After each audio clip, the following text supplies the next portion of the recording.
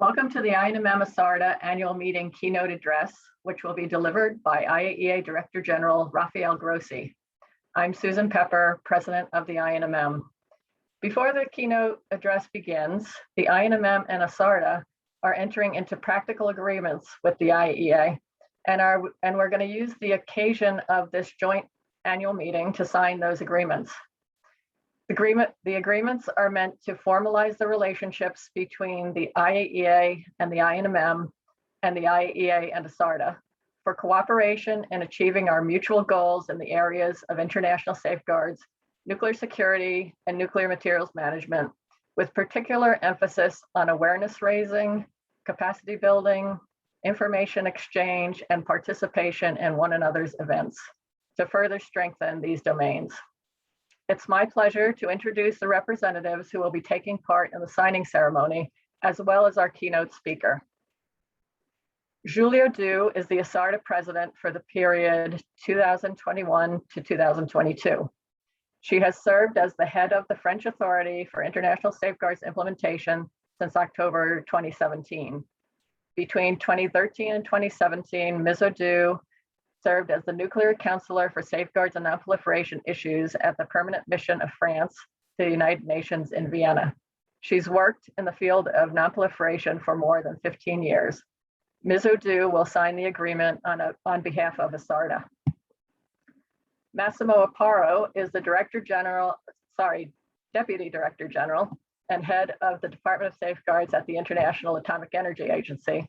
Prior to taking this position, and since 2016, Mr. Aparo was acting director of the IAEA Office for Verification in Iran. He has been working in the IAEA's Department of Safeguards since 1997. He served as section head in the Division of Technical and Scientific Services, as head of the IAEA's Tokyo Regional Office, and as the head of the Iran Task Force. Before joining the IAEA, Mr. Aparo worked as Director General of an Italian company in the area of radiation detection and monitoring in the European Space Agency and at Italy's former National Committee for Nuclear Energy. Mr. Aparo will sign both documents on behalf of the IAEA. Our keynote speaker this morning, as you are all aware, is Mr. Rafael Mariano Grossi, who assumed office as the Director General of the IAEA on December 3rd, 2019. Mr. Grossi is an Argentine diplomat with over 35 years experience in the field of nonproliferation and disarmament.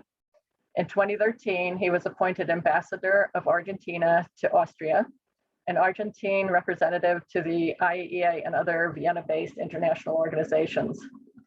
In 2019, Mr. Grossi acted as President-designate of the 2020 Review Conference of the Parties to the Treaty on the Nonproliferation of Nuclear Weapons. And from 2014 to 2016, he served as President of the Nuclear Suppliers Group, where he was the first president to serve 2 successive terms.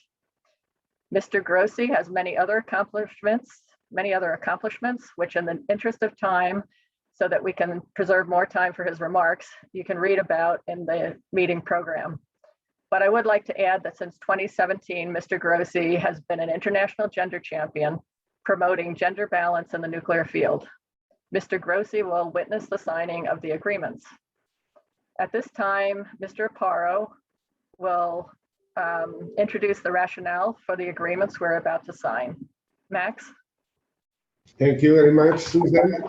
The agency and the INMM and ESARDA has a long, I would say very, very long history of cooperation and partnership. The Vienna chapter of INMM was set up in 1979, and ESARDA has been leading safeguard R&D since it was established in 1969. And the Department of Safeguards have a strong values for INMM and ESARDA, for the member of INMM and ESARDA, because of R&D support for qualified staff that came from these 2 organizations and now work here, and for venue like this one, where we can share knowledge and advance together towards innovation, resilience, and nuclear material management. These partnership agreements are the very first one that the Department of Safeguards has concluded. And they are aimed at formalizing and recognize a long-standing relationship. The Agency Office of Nuclear Security has also joined this partnership, and the agency as a whole will benefit from our cooperation together. And for me, it's a special honor to be here to sign it. My first participation in the ESARDA conference was in 1981, so 40 years ago, and the first participation in the INMM conference was in 1985 in Abu Dhabi. So let's use this opportunity to sign the document to strengthen our cooperation and our partnership and start implementing this partnership towards our shared goal of a more peaceful and prosperous world. Let me start with the ESARDA agreement.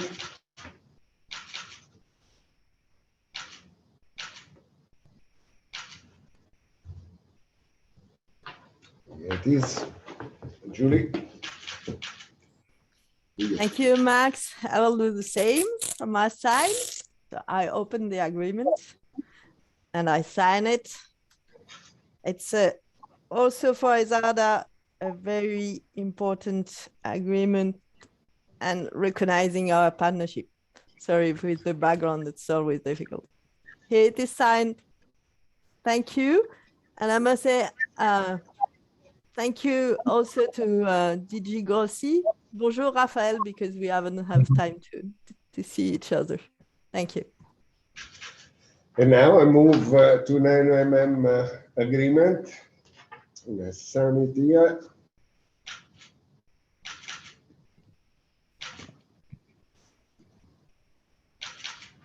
There it is. Susan, to you. Thank you, Max. I'll do the same.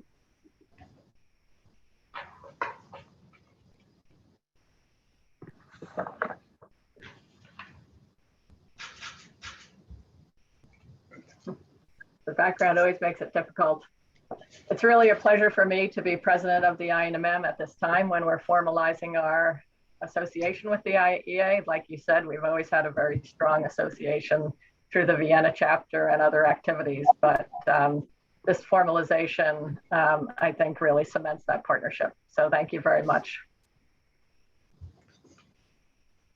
Thank you very much, then.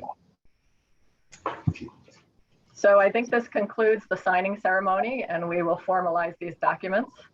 Thank you all for witnessing this. It's really is a kind of a historic event to have these documents in place. And I also would like to say good afternoon to Director General Grossi, who's joined us for this. And I want to turn the floor over to him for his address. Please note, for the audience, please note that only panelists will be allowed to speak during this session. You will not be able to turn on your microphone. So if you had any questions about that, that is the way this session is being handled. If you'd like to ask a question, please use the Q&A function, and Julie and I, as the moderators of this session, will be asking the questions on your behalf. So without any further ado, I'd like to turn the platform over to Director General Grossi for his remarks. Thank you. Well, thank you very much, Susan. A pleasure to be there with you, and also, of course, with Julie. Bonjour, Julie. Un plaisir de te revoir. It's a pleasure to see you again. It's really great to have this opportunity to share just a few thoughts among friends, I would say.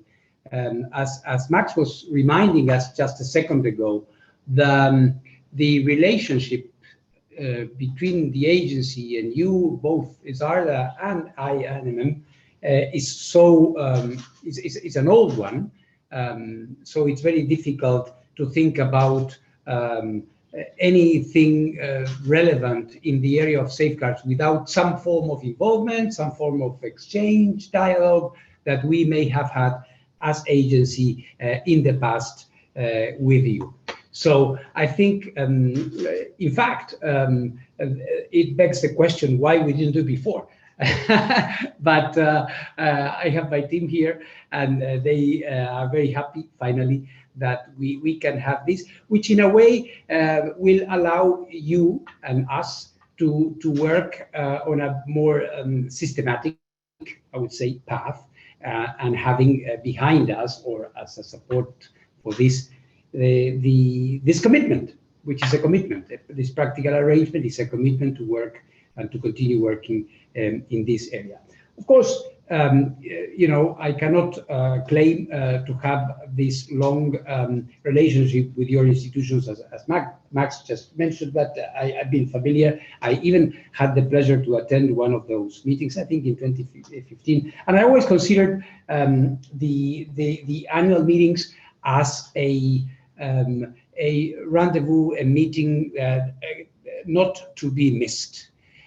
Where everybody who is anybody in this area is present, and where all the relevant topics of the day are discussed. When I look at this and I see the issues, the topics that you are going to be discussing, it really makes one wish to be listening in to all of them, because everybody and everything is relevant. So I would like to thank you for this, and I really hope to be able to participate in the future physically in a real way. So just a few thoughts, not to reveal anything that we don't know here around this table, but to situate it in the current context, which is, as always, in this area, in peaceful uses of nuclear energy and in non-proliferation, and more in particular in safeguards, is an evolving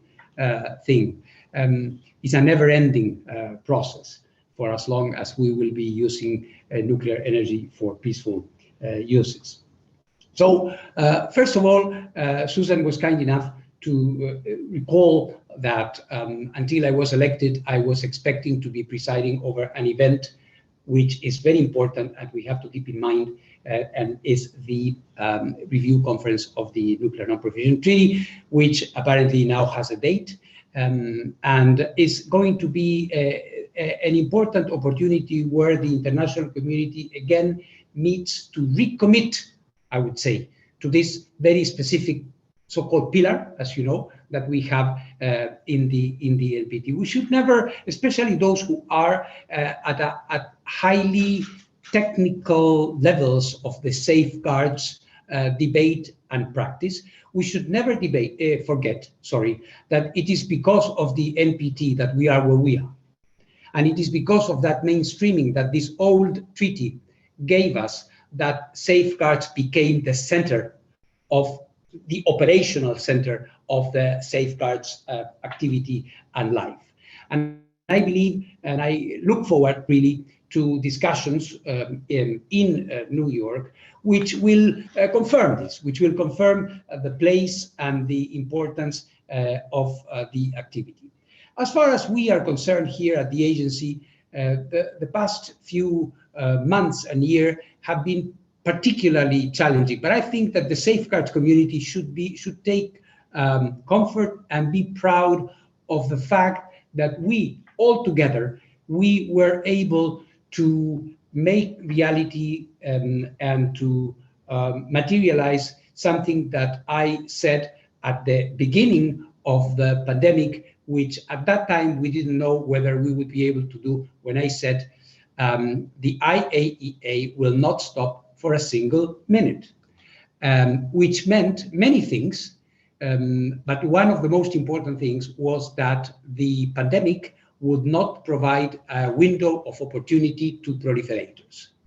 That in spite of all the difficulties that the Departments of Safeguards and the Inspectorate led by Max had to, and continues, I must say, only today he was telling me about more problems that we are having, that we had in traveling and in moving around the world, a world that was basically in lockdown, with skies that were not open but closed.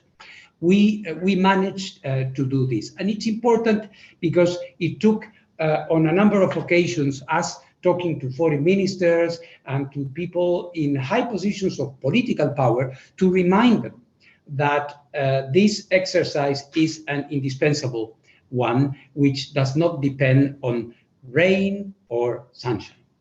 That must be there all the time.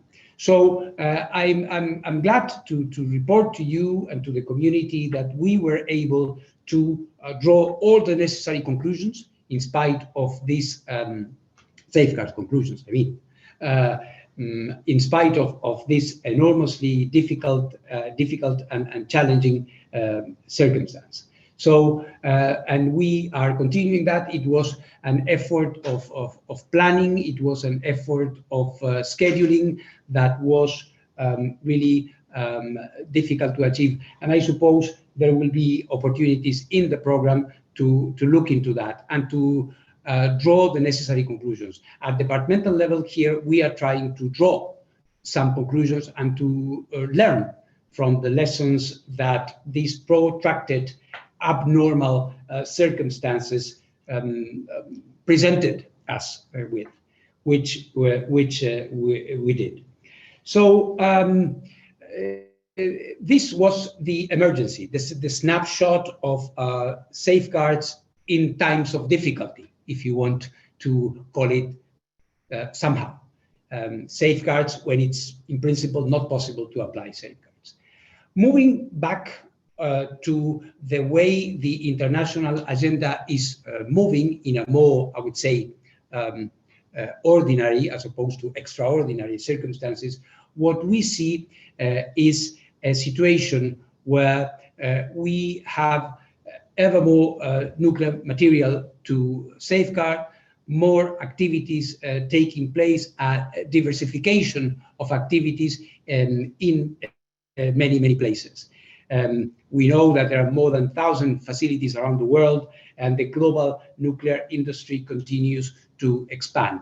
This is something, of course, which is not necessarily the discussion that today you are having, but you will see me and see the agency very present at the COP26 in a few months and in the big discussions of climate change, because we firmly believe that nuclear power is part of that solution. But that brings, of course, the fact that as we confirm, we consolidate the current role and place and status of nuclear energy in the decarbonized economy of the future. This means that we will have quite clearly more work to do, and rightly so. We know, and the agency is adapting to this. I have seen in the program a few entries for that you are attaching importance and time to discussion of new technologies, and that both in the area of reactors, but also advanced fuel and others, which will require an adaptation of our business. And we really look forward to your inputs, your ideas, and of course, we are here internally also preparing for that. You may know that for the first time, the agency has a one-stop shop for SMRs that we have established as a joint operation, interdepartmental operation, where we are going to be looking, of course, into the requirements and conditions for establishment and promotion of this type of new facilities, small and modular, but also micro reactors, but also on the safeguards side of the issue, which is every bit as important. There is the preparation of the discussions of the consequences of the introduction of an increased use to high-assay, low-enriched uranium fuel in a world which paradoxically is and has been promoting and in a very strong narrative, which is pushing the thresholds lower. But then there is this technological advancement, and we will have to reconcile one and the other providing the necessary guarantees that these advancements, when they happen, if they happen, are in no way going to be compromising the efficiency and the efficacy of the safeguards operations. And this is something, again, that we are paying a lot of attention to. I also know that your meeting is paying the due care and attention to issues related to nuclear safety and nuclear security. Quite clearly, we are emerging from a time of high-level political meetings, which you all know, and some of you have participated and taken part in different roles and responsibilities, including myself in the past. But now, as I like to say here at the agency, it's time to roll up our sleeves and do the work, given the fact that the schemes of nuclear security are more or less clear.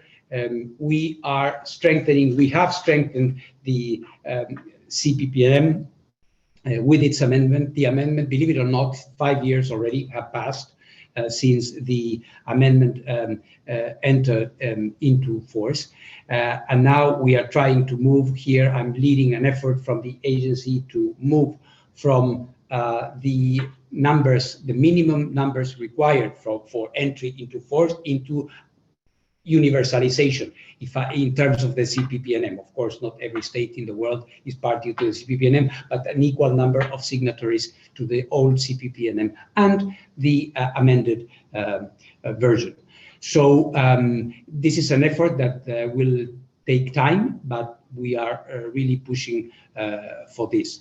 The work of the nuclear security, nuclear safety interfaces is also continuing, and I look forward also to the contributions coming from the conference in all of that. In this area, I'm very proud, and I was very proud a few weeks ago, and for those following us and our work here, you may have noted that we have broken ground to our own brand new facility devoted to nuclear security in Cybersdorf. The importance of this cannot be overestimated. I think much as we have, and many of you have been there, are safeguards labs and nuclear material labs in the Cybersdorf campus. We are going to have a center of excellence on nuclear security, including a demonstration control center, DCC, which is going to be unique. So far, what we have, dear friends, is efforts which are nationally led. We have one country or another country having or saying they have a center of excellence, but we never had one belonging to the IAEA, where we could do the instruction, the capacity building, the exercise, and all of these activities that are so essential. This is going to be a game changer, believe me, and I hope to be able to be inaugurating this building within a couple of years at the most. I was talking about nuclear energy and the fact that we are taking, and I have been taking, a very active role in these discussions related to climate change and what we expect for nuclear energy in the future.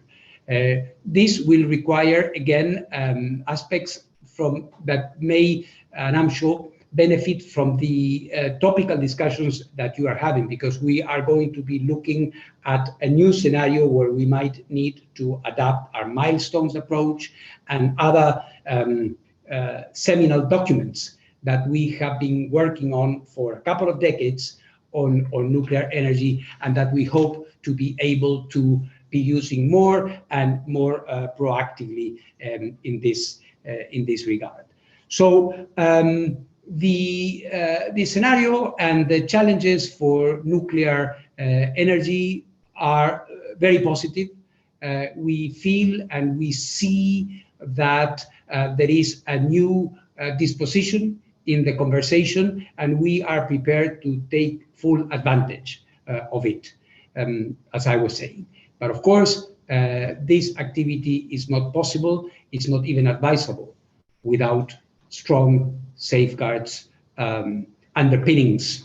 And this is what people like you, experts like you, and staff like mine are doing all over the world.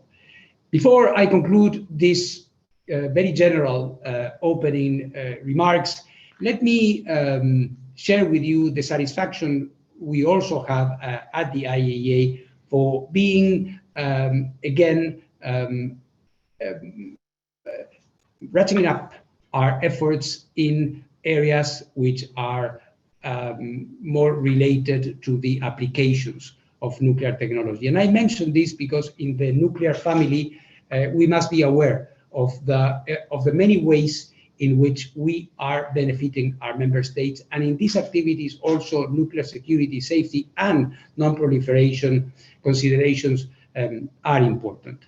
As you know, we are trying to multiply our efforts in areas like cancer control, in areas even the fight against the pandemic with the zoonotic disease integrated action program, Zodiac, where the agency is working, and with the fight against plastic pollution through nuclear technologies, NUTEC. So in all of these areas, you are going to be seeing an IAEA which is stronger, which is more vocal, and which is trying to be present with all its capacities.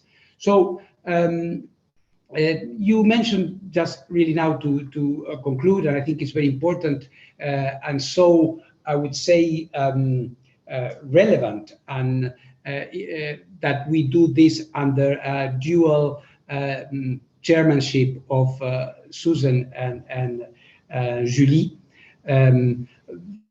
The fact that we are really making an important effort to achieve gender parity and at the agency, and in a wider sense to promote and increase in a very concrete way the presence of women in nuclear. And in this case, I would say women in nuclear safety, women in nuclear security, women in safeguards, which is very important. I am privileged to have in Max a believer as well in the need to do this. We are moving faster. When I came to the agency, we had approximately 28% of women at the professional level. We have moved the needle up to 35% already in 1 year and a half, more or less, and we are going to be doing more, I hope, with your support.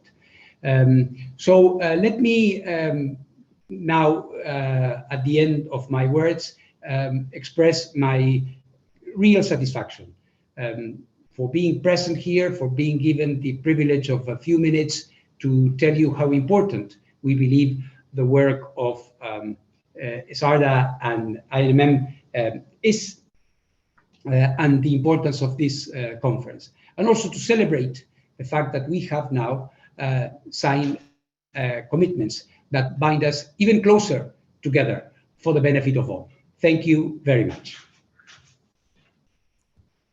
Thank you very much, Rafael. First, I want to react to your last comment on gender balance, because really I know you are a gender champion, so I want you to thank for that. And I have a first question, because before the question in the Q&A, you spoke about the continuity of safeguards during the pandemic, which was definitely a performance. And in France, we were in contact with your teams during this period.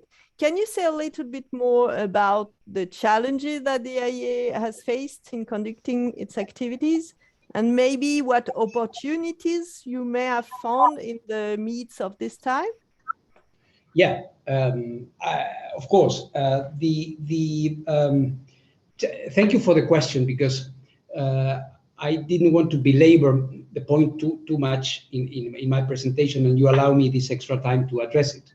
Well, the challenges were manifold, but let's start with the most obvious one, before we get into too much technicality.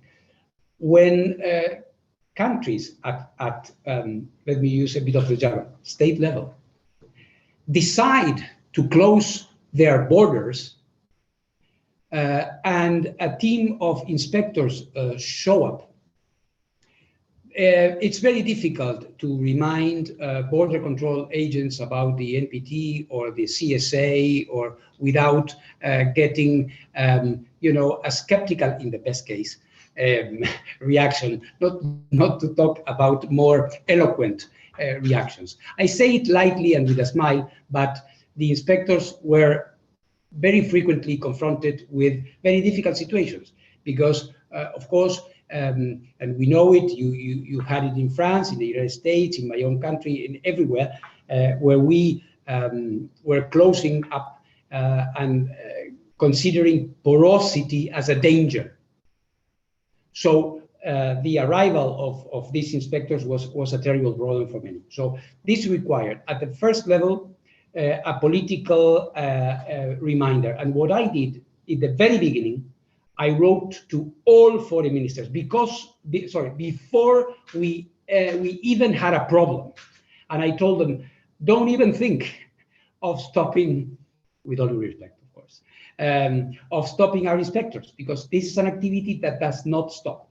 And to some extent, this worked. To some extent, it didn't, but we needed to. So the first thing was to make it into the country, to get in. And of course, the second thing was the irregularity and the diversity and the lack of coherence we, as a global community, experience in everything related to the pandemic. So what you're doing in France, your Swiss neighbors, perhaps is another completely different story. And what we are doing in Argentina, maybe in Brazil, is anathema. And so the world, unfortunately, was confronted with this.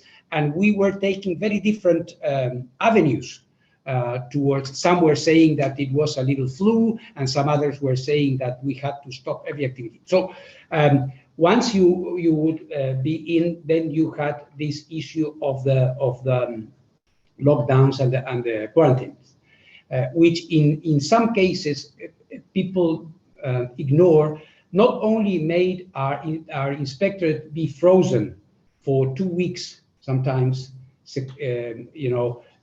confined within the 40 square meters of a hotel room, sometimes even without Wi-Fi. That, and second, in some big countries, there were additional layers of quarantine, which you had like a double whammy. I mean, you made into the country, you quarantine for the country, and then I suppose for the, as an homage to federalism, we had to confine again where we were going to enter a province or a federal territory in that country. So that made, you can imagine what that made, not only in terms of the psychological and the mental health and physical health of our inspectors, but also in terms of the planning of the inspectorate. We decided spontaneously to start issuing, you may have seen those usually in France, we decided to start producing reports on how we were moving, not only on safeguards, assistance to countries. I don't even got into that because it's not our meeting, but we helped 130 countries with equipment and so on. So that was the second thing. I must say that the good thing, so that is the problem, and it continues to be, as I said. Only today, Max was reporting to me about additional problems that we are having, because now, of course, we have the Delta variant, and then the Lambda will come, and it will continue to be a problem. So the idea was that in terms of the lessons learned, and I don't know, Max, if somebody's going to be talking about this, we were rescheduling, reprogramming. It was a very nice work that the department organized in terms of activities that can be postponed, and juggling a little bit with all these things.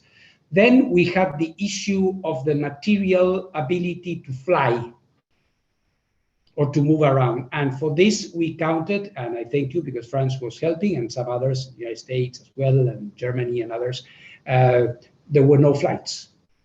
no flights. You could say, I want to go and inspect, and the inspected country can say, okay, come, but there were no flights. So for the first time, the IAEA had charter flights, which was also a first in the history of the agency. So we had to get the overflight permits, we had to work with different companies, we had to adapt to different circumstances. So that was really something quite incredible in terms of adapting, and we had to do it without, of course, preparing. Unlike everything in safeguards, where you plan and you have many years of planning and imagining gradual approaches to things. Here, of course, it was du jour au lendemain. It was from overnight. But this is why I think it's so important that you and ESARDA and INMM analyze how resilient the safeguards system was, so that the SIR will continue to offer the same degree of credible assurances to countries in spite of all these things. And on this, I think also credit has to go to nuclear industry. Because we were, of course, inspecting and coming, but it was amazing. And this was the subject, again, of a separate report that I produced, where it was clear how the nuclear industry in general adapted very, very quickly to the situation and was able to continue running the operations without major problems, including receiving our inspectors.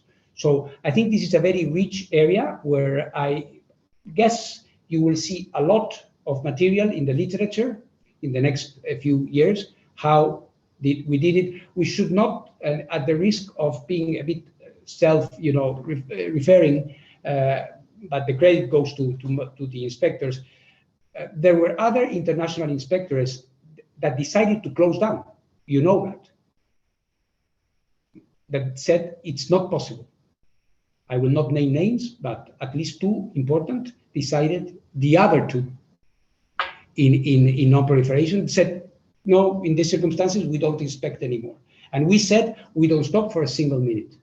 No possibility of stopping, and we continued, and now everybody's happy about that. But that took, like the analogy, with the animals that move in the background, and you don't see them. It's this effort. I forgot it was the duck, that moves like this, but the frantically move of below the water is what makes it move so fast, and you don't see it. It is the merit, of course, of the Department of Safeguards that did so, but also of our partners. So I would say legal and political first layer of challenge. Then restrictions of circulation, restrictions of travel, and internal adaptation of schedules and activities considering the relative proliferation risk of the facilities. This summarizes it. So I hope this is more or less satisfactory as an answer. Thank you, Rafael. It was, I think it's very important to understand how difficult it was and to understand what you did achieve during this period. Now I will turn to Susan because I see some question in the Q&A. Susan, do you have some questions? Yes, thanks, Julie. Yeah, your address has prompted quite a few questions in the chat. So let me pick one, and I see that there's one from a student, and so I want to take note that about 15% of our participants at this meeting are students, which is really nice to see, and so I want to encourage them by picking this question first. So this is from Shrish Shahai. I hope I'm pronouncing your name correctly. Their question is, how can students of nuclear science engineering contribute significantly to the latest needs of the industry? What are the biggest requirements that students can be made responsible for?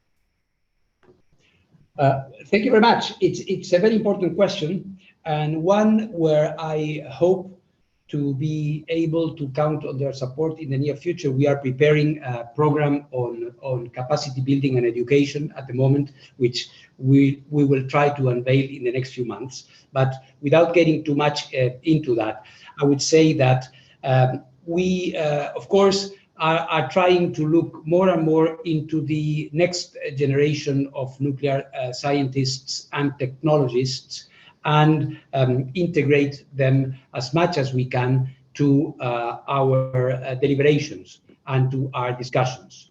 I make a point when I travel to meet with youth groups and groups of up-and-coming scientists or technologists to get their inputs.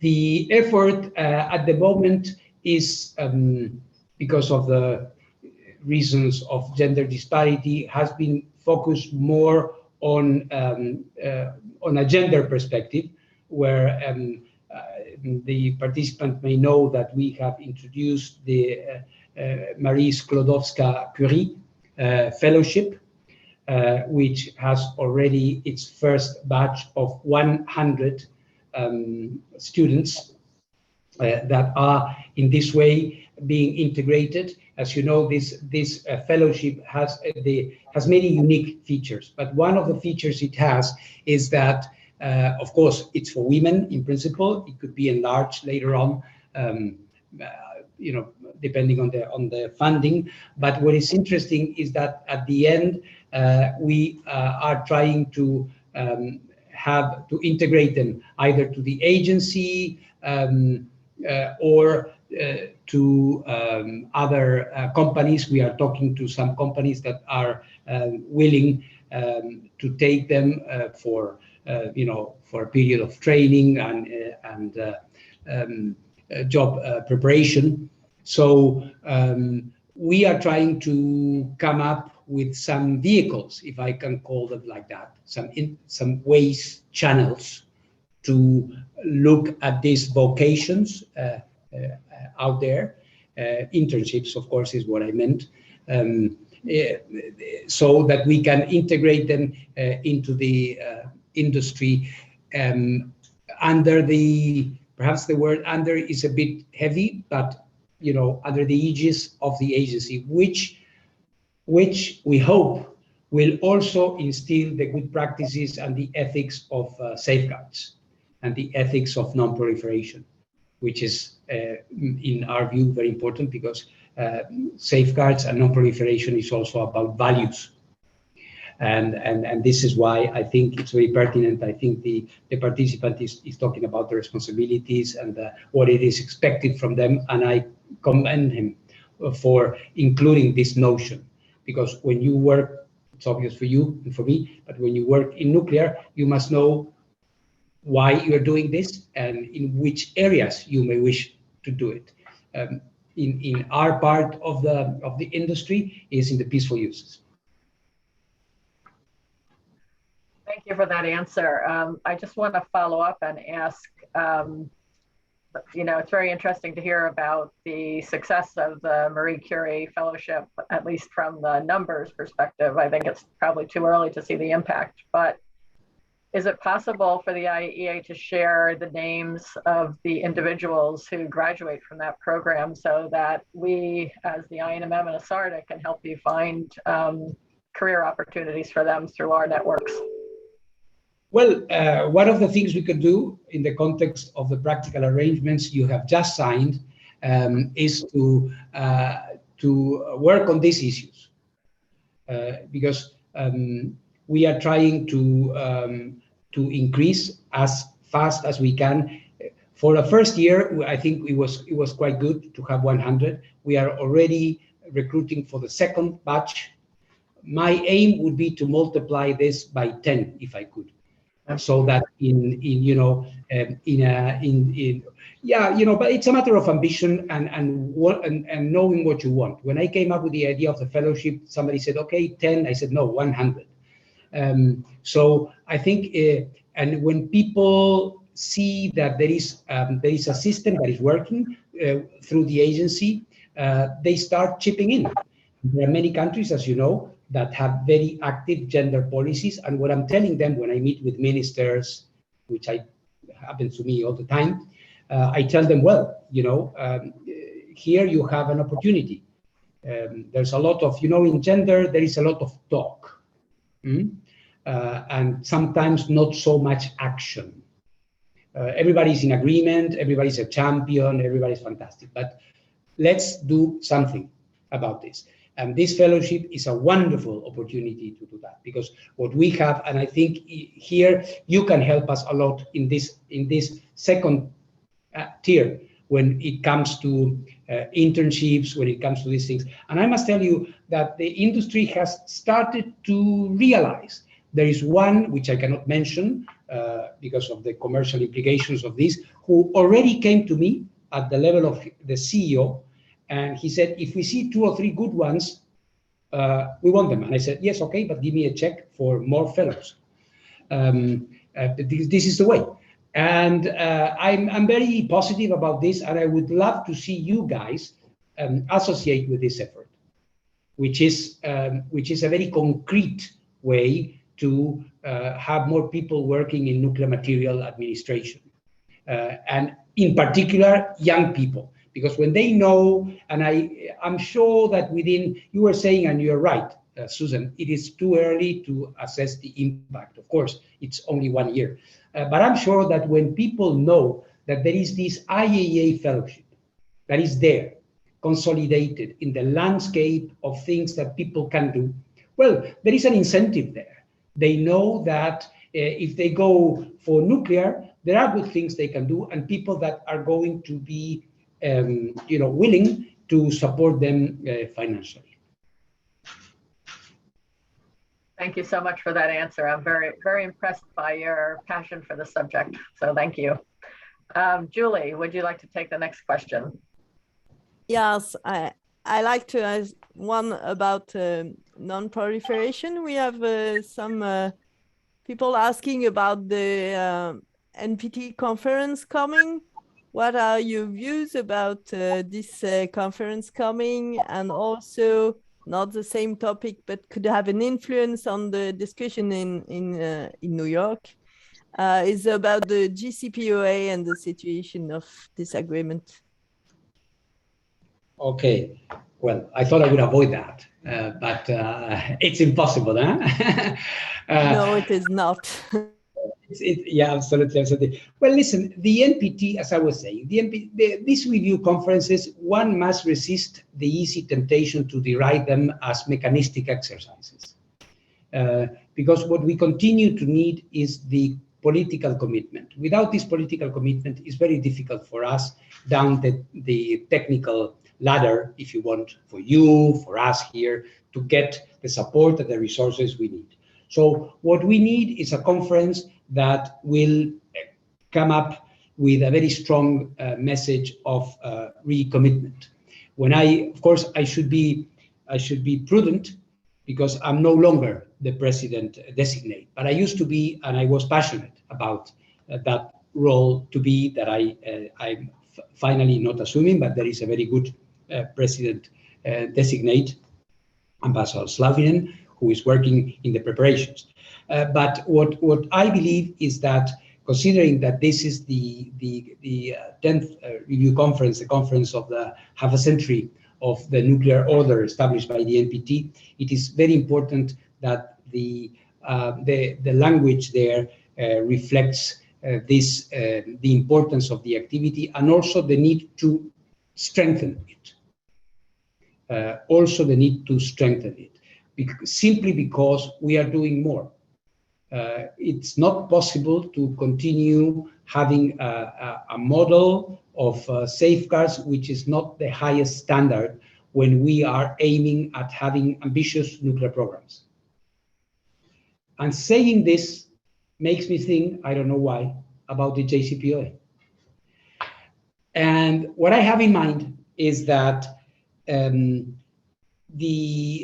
when you say JCPOA, in fact, somebody could say, hey, DG, shut up, it's not your thing, it's the thing of the negotiators. But of course, we are the ones underpinning, sustaining from the inspection effort, this process. I can tell you that, of course, this is like a movie that was interrupted.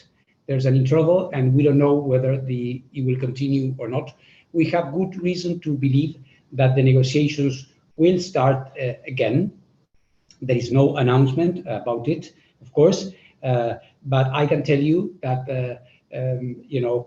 like the duck I was using for my analogy, below the surface, there is a lot of activity and a lot of diplomatic preparation for that, including from our side.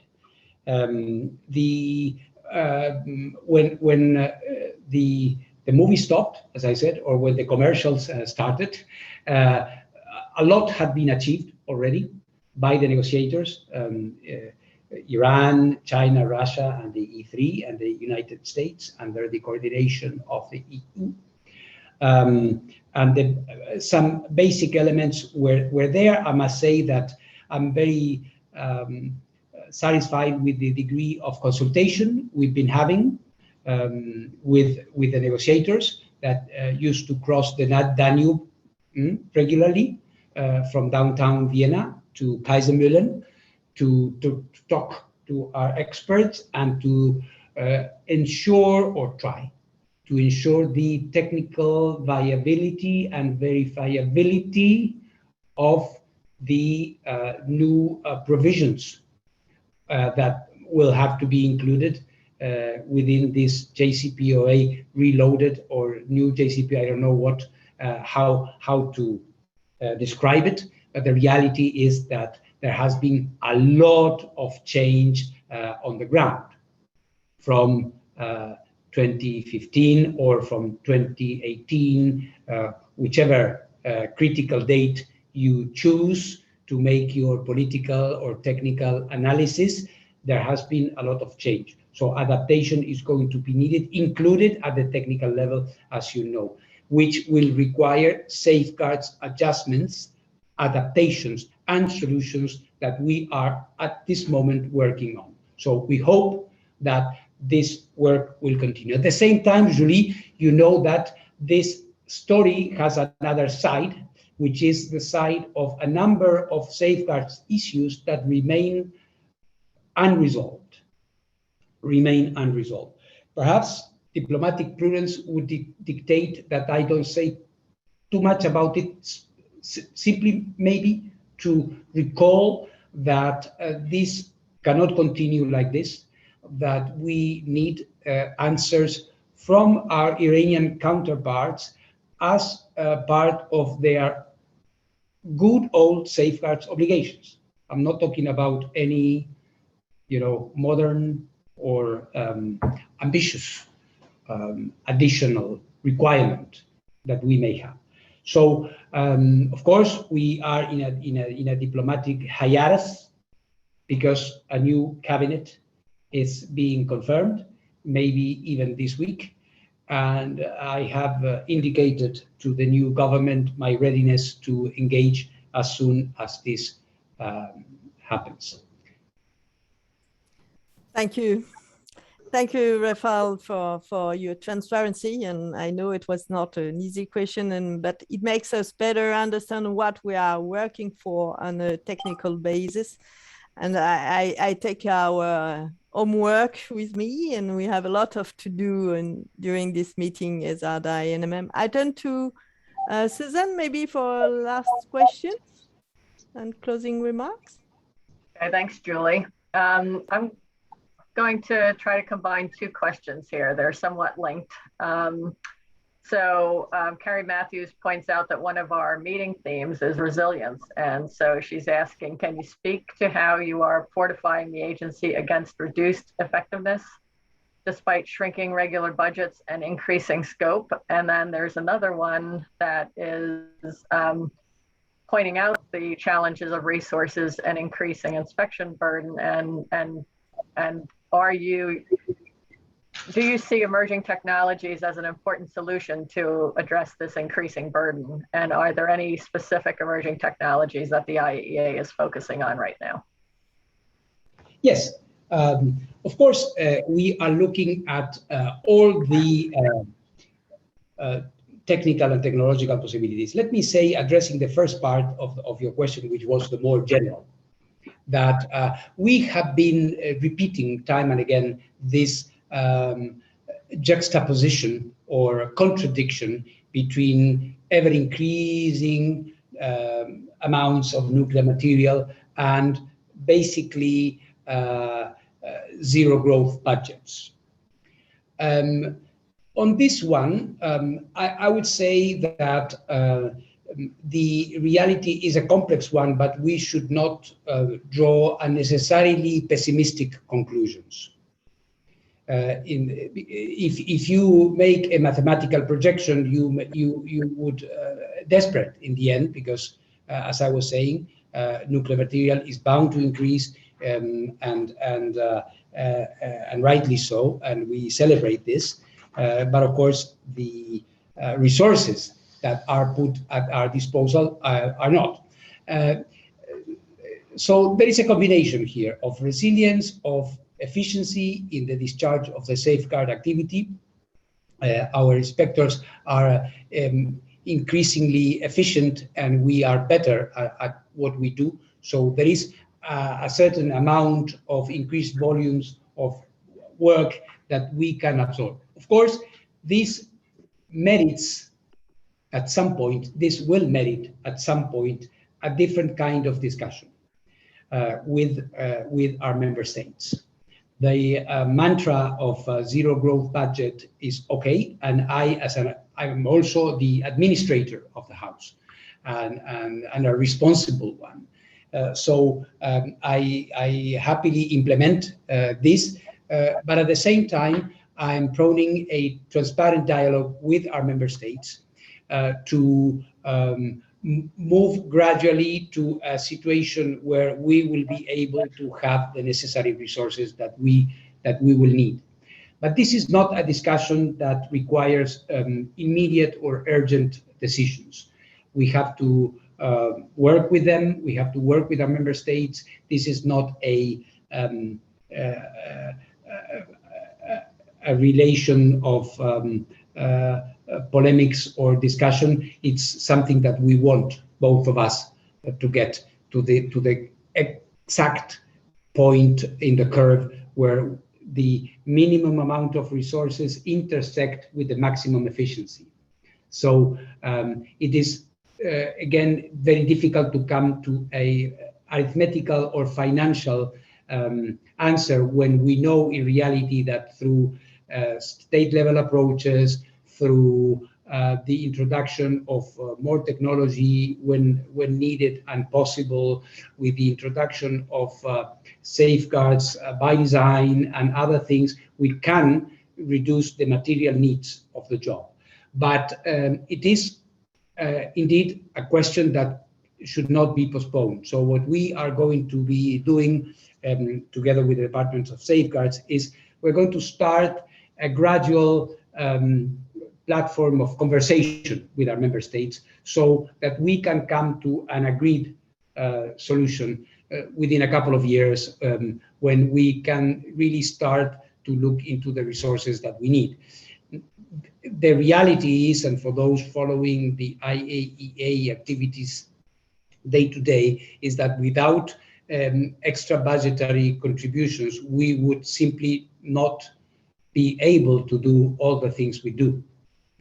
And in an area like safeguards, this is a problematic proposition. This is a problematic proposition. One thing is to transfer technology and to help countries and to buy a linear accelerator or help them in proton therapy or give them an RT-PCR where I unashamedly am be asking for money. But when it comes to safeguards, it's a different thing.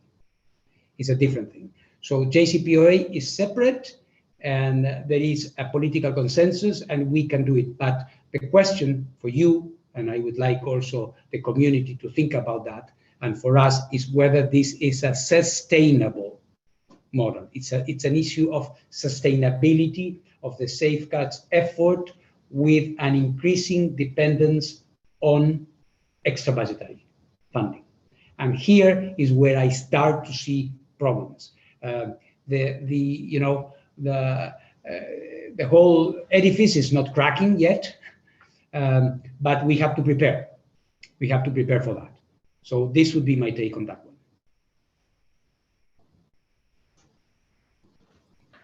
Okay, thank you. So this session goes to 11:45. I think we have time for one more question. Julie, if you have one, there's a couple more in the chat, but we can select from. Oh, yeah, of course. I can select one from a more general one, let's say. And maybe I have my own one. There is a question from Rita Sarah about how important it is to have a public acceptance for nuclear. And as the nuclear acceptance is increasing in some part of the world, how can we contribute to this acceptance as safeguards and non-proliferation, and more generally, the role of the IEA? How can we enhance it more? I mean, the public acceptance. And I think together with this question, I will add my own. It's about the climate change and the role of the IEA during those forthcoming conference on climate change. What will the IEA and how will the IEA be involved in those forthcoming conferences? Thank you, Rafael. Merci, Julie. These are very pertinent and important questions. In terms of the public acceptance, I think as far as the IAEA is concerned, of course, countries have their own policies and practice. I would not, dare to tell countries what to do. But I know what the IAEA can do and will be doing. I think the first thing is to engage and participate openly, clearly, and actively and assertively in the global discussion. This is the first thing, and not being afraid of a good debate. We cannot pretend to be in an ivory tower when we want to influence and affect public policies. We know that we know what the arguments against nuclear are. We know where these are coming from and where these have been coming from for a number of years. What we should look at is maybe how we as nuclear community have been addressing some of those. And I have in my own reading, I may be wrong, but in my own reading of this, I don't see much engagement and transparency and willingness to engage on the part of the IAEA first and the nuclear industry in general. This is why from day one, I started tackling these issues openly, of course, within the remit of my statute, which is a statute of promotion of nuclear energy for the benefit of mankind, as our statute says. This is not easy because, as we know, looking at the political scene and the political debates, the exposure to the harsh realities of different views is not comfortable. We live in a different time and era where anybody can say whatever they want, including insults, using social platforms very, very easily. But what we are doing is to try to adapt that. I hope that as a community, you have been at least looking at the public information activity of the agency over the past year, where we are trying to put out messages in a very clear, concise, graphic, attractive way so people understand what we are doing. And I myself, as the spokesperson, we have a spokesperson, but in reality, in every institutional outfit, the number one is the one that should be available and giving the answers. I am very open, including in nuclear averse countries and societies, to engage in this debate. But this acceptance also is not only about talking about what you feel is better, it's also choosing the most adequate or the more adequate instruments to do that. Let me give you an example. For the first time this year, the IAEA is going to be receiving the Interparliamentary Union. So I am going to be talking to more than 100 speakers of parliament. And this is the place where the representatives of people reside. Our deputies, depending on our constitutional law, deputies, senators, representatives, whatever, are there. And I must say that they are incredibly interested. They never had such an approach from the IAEA. They are going to come, they're going to visit us. Of course, I took advantage of the fact that they were coming for their annual meeting to Vienna, but I said, I want to talk to you. And they said, yes, we want to talk to you too. So this is the type of engagement that I think we need to promote. Being present where the discussions take place. The environmentalist groups, the parliaments, the press, all of these places. The results may be positive or negative, but I am a firm believer in science, as I think we all are in this circle. And I continue to believe that we have a good story to tell.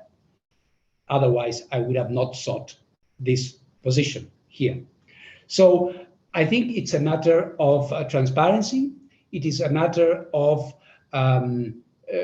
persevere. Let me give you yet another example, which is more related to the world of safety. And it's ongoing, so I don't know if we are going to be successful in the end, but I think we are looking good, which is the issue of the Fukushima water. On this one, we were the ones to invite the Japanese government to do this with us, and for us to explain to the world what we are doing, to put in front of them all the facts and say this is the operation that the IAEA will be monitoring before, during, and after, and conforming a group of international experts that will be supporting our own effort, and explaining this, especially to countries that have political objections. I'm not naming names, but there are political objections. So there is a political use of nuclear issues. So when that happens, you have to take the bull by the horns and come not with your political, because I'm not a political figure, with our technical explanation and with all the facts, and sustain a clear discussion. This is for the first part of your question, and it's admittedly is one that is open to many interpretations and views, and I'm sure that many around the table, around the virtual global table, will be perhaps reacting, or some in favor of what I'm saying, some believing that I'm completely wrong, but this is what we are trying to do, and it's working so far. We are engaging with everybody and moving this process along. In the case of climate change, you know, my first adventure abroad, only a few weeks after being elected, was to go to Madrid to COP25. And I like to say that when I said that I wanted to go to Madrid, some friends here in the agency said, "You are crazy, DG, don't do that. You don't want to start in this way." Why? Because they felt this is a place where they are going to throw rotten tomatoes at you. They will not like to hear to what you have to say. And I said, no, this is a place where we have to go. And what happened to me was that when I met some of these people, their reaction was, where were you? Where were you before? This doesn't mean that they agreed with everything we had to say, but we were leaving a space vacant. And I think history proves that the policy of the empty chair perhaps is not the best idea. So now for COP26, we are mounting a much bigger operation. I must say that I was happy to learn that the organizers of the conference, we've been in touch with the British government, confirmed that nuclear is going to be admitted as part of the main, there is a diplomacy of the space in Glasgow.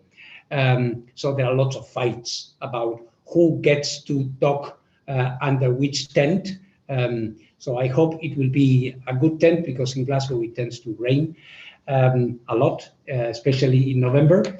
But apparently we have a dry place where we are going to be presenting our case on two areas. Julie, we are going to be talking about nuclear energy, but we are going also to be addressing the mitigation adaptation side, which is also very important, and where nuclear has also, through applications, has also a lot to contribute to. So hopefully this will be an opportunity to pass on our message, and who knows, perhaps start making some people think twice. Thank you, Rafael. This is definitely very interesting, and I hope that you will have a good place in Glasgow, definitely. Susan, let me turn again to you. I think we are close to the end. From my side, I think we have a lot of homework to do on resilience, on how attracting young people, on the technical side about emerging technologies. So that's my last word, I think. I turn it to you if you have some last closing remarks. Thanks, Julie. Yeah, I think you summarized that well. It's really exciting to have this new agreement in place with the IAEA. There is a question regarding whether the text of the agreements will be available, and I can speak for the INMM that I think we can make it available on our website. So we will do that shortly after the meeting. I want to thank Mr. Grossi for agreeing to meet with us and giving us such an interesting address. And so thank you very much for that. I'd like to offer you the opportunity, Mr. Grossi, to make some closing remarks. Is there anything else you'd like to tell us? Yeah, no, just to thank you very much. I really enjoyed it. I wish you all success in the conference. Please keep me posted. I know that we have our people here following, and many of them, several of them participating.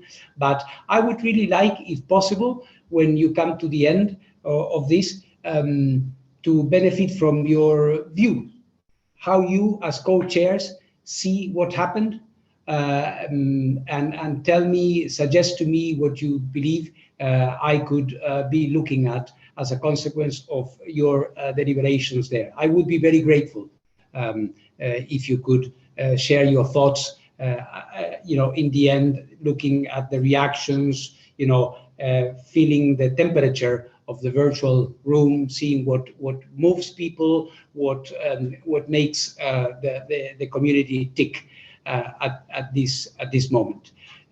So this is one request. Sorry, you offered me a possibility to say something. I already asked you for something.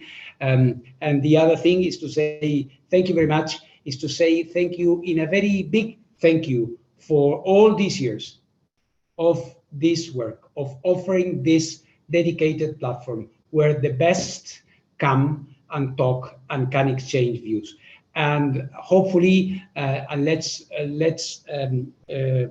hope really, because it will mean a lot for all of us as an international community, that we are going to be meeting again as it should be, physically, that we are going to be together, in the bustling corridors of some place where you meet, exchanging with friends, seeing what they are doing, and making together this community live in the right way, which is what we want. So my praise and my homage to ESARDA, to INMM for years of achievements, and you can always count on the IAEA to be your faithful partner in this effort.